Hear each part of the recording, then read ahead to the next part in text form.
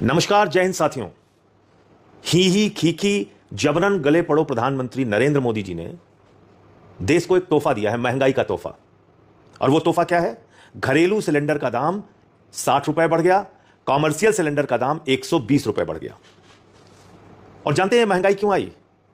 यह महंगाई आई प्रधानमंत्री की ही खीखी वाली नीति के कारण। इस महंगाई का कारण सिर्फ और सिर्फ नरेंद्र मोदी हैं। जी हां, जानबूझकर इस देश को महंगाई की आग में झोंकने का काम भारत के प्रधानमंत्री ने किया है। कैसे, वो मैं बताता हूं आपको। हार्मोज समुद्री मार्ग है जिसका 50% हिस्सा ईरान में आता है, और उस हार्मोज समुद्री मार्ग से प्रतिदिन 60% कच्चा तेल भारत का आता है और 50% गैस भारत की आती है। मोदी जी को यह बात मालूम थी, हमको आपको नहीं मालूम था। हमने भी रिसर्च किया, तब हमें मालूम हुआ। मोदी जी को यह पता था कि ईरान के रास्ते से ही हमारा कच्चा तेल और गैस आती है। तो आपने ईरान से अपने रिश्ते क्यों बिगाड़े? आप क्यों उछल कूद करके इजराइल पहुंच गए? 2 दिन पहले हमले के, युद्ध के 2 दिन पहले आप वहां पहुंच गए, आपको फर्जी मेडल पहना दिया गया और आपको बड़ी बड़ी बातें आप वहां पे कह के चले आए कि भाई इजराइल तो हमारे लिए बाप का लैंड है, फादरलैंड। वहां आप पहुंच गए और जब आप वापस आ गए हिंदुस्तान, उसके बाद वहां युद्ध हो गया, खामेनेई की हत्या कर दी इजराइल और अमेरिका ने, जो वहां के सुप्रीम लीडर थे। आप संवेदना के एक शब्द नहीं बोलते उनके लिए। 160 स्कूली बच्चियां मार दी जाती हैं, आप एक शब्द नहीं बोलते। आपने ईरानी नौसेना के जहाज को मेहमान के तौर पे हिंदुस्तान में बुलाया, वापस जाते समय अमेरिका ने आपकी सीमा पर उस नौसेना के जहाज को गिरा दिया और 100 से ज्यादा लोग मारे गए। एक शब्द आपने संवेदना के नहीं बोले। ईरान आपका परंपरागत मित्र है, उसने आपको सस्ते में तेल उपलब्ध कराया है।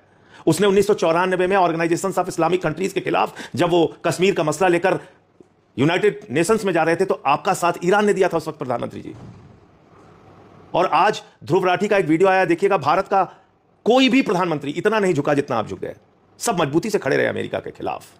जब उसने हमारे ऊपर आर्थिक प्रतिबंध लगाया, आदरणीय अटल जी थे, डॉक्टर मनमोहन सिंह जी थे, इंदिरा जी थी, सबने तमाम अमेरिका की दादागिरी को झेला, बर्दाश्त किया।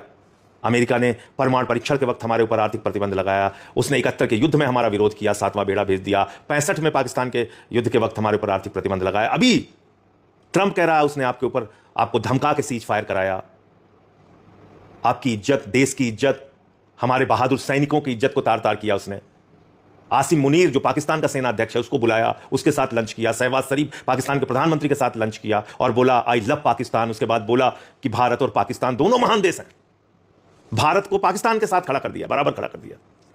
आप कुछ नहीं बोले, एक शब्द नहीं बोले। आपको यहां तक धमकी दी कि मोदी जानता है मैं उसका कैरियर खत्म कर सकता हूं। आप कुछ नहीं बोले। और इतना ही नहीं, अंधभक्तों, आप नेतन्याहू को जिताने के लिए पूजा कर रहे हो ना। वो नेतन्याहू कौन है?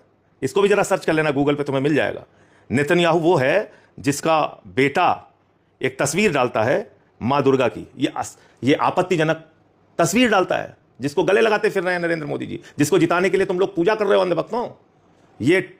ये नेतन्याहू का बेटा मां दुर्गा की ये फोटो ट्वीट कर रहा है, आपत्तिजनक फोटो। कुछ तो शर्म करो। इसलिए मोदी जी, आप एप्स्टीन फाइल के दबाव में हैं, पूरा देश जान चुका है। एप्स्टीन फाइल में आप बुरी तरीके से फंस चुके हैं। आपने इजराइल की पिछली यात्रा भी एप्स्टीन के कहने पे की थी। आप वहां नाचे गाए, जो आपने किया। इस यात्रा के बाद युद्ध शुरू हो गया। युद्ध के विरोध में आपने एक शब्द बोला नहीं। और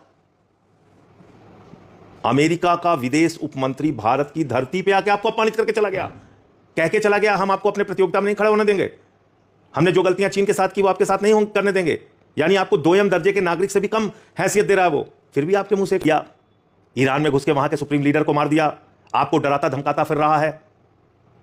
क्या आप समझ रहे हैं कि यह दुनिया के लिए ठीक है, भारत के लिए ठीक है? आपके लिए इजराइल फादरलैंड हो गया है, जिससे इजराइल की कुल आबादी 97 लाख है और भारत की आबादी 144 करोड़ है। अमेरिका की दादागिरी देखिए, कह रहा है ईरान परमाणु हथियार बना रहा था, जिसका कोई सबूत नहीं मिला। और खुद अमेरिका के पास 5500 परमाणु बम है, 5500, 5500।